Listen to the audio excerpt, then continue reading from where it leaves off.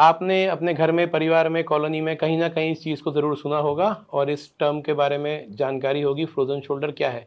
और इतना आप सब लोग जानते हैं, फ्रोज़न मतलब कंधे का फ्रीज़ हो जाना, कंधे की मूवमेंट का कम हो जाना। तो आइए जानते हैं फ्रोज़न शोल्डर क्या है? क्या ये खुद एक बीमारी है या ये किसी बीमारी का लक्षण है?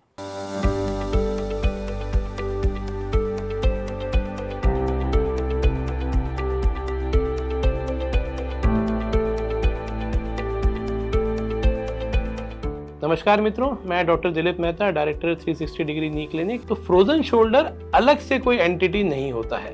फ्रोजन शोल्डर एक एंड रिजल्ट है उन सारी बीमारियों का जो धीरे धीरे कंधे की मूवमेंट को कम करते हैं, और जब ये कंधे की मूवमेंट एक लिमिट से ज्यादा कम हो जाती है तो वो फ्रोजन शोल्डर में कन्वर्ट हो जाता है।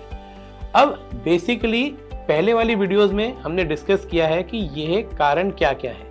ये कारण इम्पिंजमेंट हो सकता है, ये कारण रोटेटर कफ टेंडिनाइटिस हो सकता है, ये कारण एक अक्रोमियल स्पर यानी कि कंधे की हड्डी का बढ़ जाना हो सकता है, ये कारण कोई इंजरी हो सकता है, और सबसे कॉमनली ये कारण डायबिटीज हो सकता है।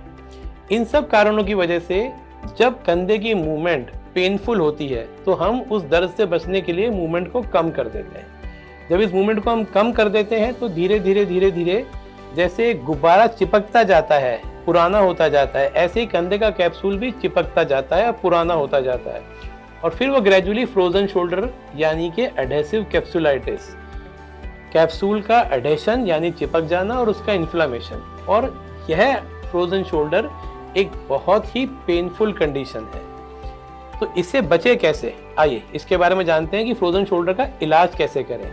तो सबसे इंपॉर्टेंट इलाज है फ्रोजन शोल्डर होने ही ना दिया जाए। अब इसे हम होने से कैसे रोक सकते हैं? शुरू से अग्रेसिव रह के, जब आपकी मूवमेंट 10 डिग्री से ज़्यादा आपका रोटेशन कम होने लगे, वह सही समय है कि आप अपने कंसल्टेंट के पास जाएं, एक अच्छे फिजियोथेरेपिस्ट के पास जाएं और वो आपको स्ट्रेचिंग एक्सरसाइजेज बताते हैं, जिसे हम स्लीपर स्ट्रेच या डोर फ्रेम स्ट्रेच कहते हैं।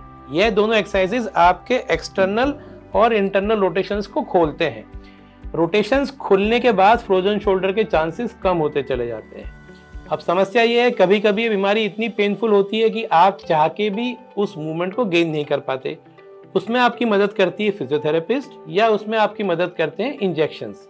या इंजेक्शंस कॉर्टिसोल शॉट्स भी हो सकते हैं और पीआरपी भी हो सकता है।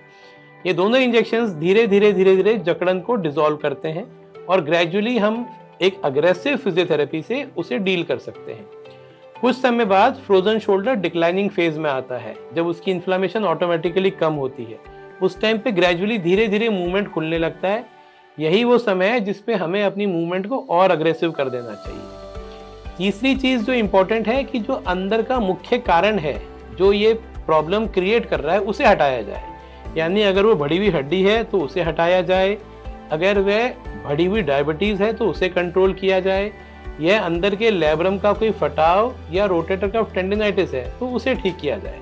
जब तक ये कारण सही नहीं होंगे, फ्रोजन शोल्डर बार बार होता रहेगा। जब इन कारणों को हम हटा देते हैं और फिजियोथेरेपी के बाद भी हमें रिजल्ट नहीं मिल रहा होता है, तब हम फ्रोजन शोल्डर रिलीज करते हैं, जिसे हम कैप्सुलर रिलीज सर्जरी कहते हैं। कैप्सुलर रिलीज सर्जरी में कंधे के अंदर एक दूरबीन या लेजर को डाल के हम 360 डिग्री कैप्सूल को रिलीज कर देते हैं।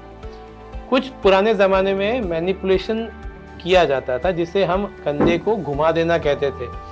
तो कुछ जगहों पे यह पुराने ज़माने का ट्रीटमेंट आज भी फॉलो किया जाता है, लेकिन आज के समय में जो लेटेस्ट है, जिसे हम आर्थ्रोस्कोपिक रिलीज कहते हैं, वो ज़्यादा सेफ और गारंटीड प्रोसीजर है, क्योंकि उसमें हम जकड़न को देख के उस स्पॉट से रिलीज कर रहे हैं जहाँ जहाँ जकड़न ज़्यादा है।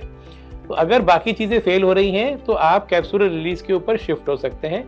बहुत ज़रूरी है आप कोई भी ऑपरेशन को फॉलो करें, रेगुलर फिजियोथेरेपी बहुत ज़रूरी है, क्योंकि कभी भी हम जकड़न को ब्रेक करते हैं, जकड़न दोबारा स्पीड से बनने लगती है।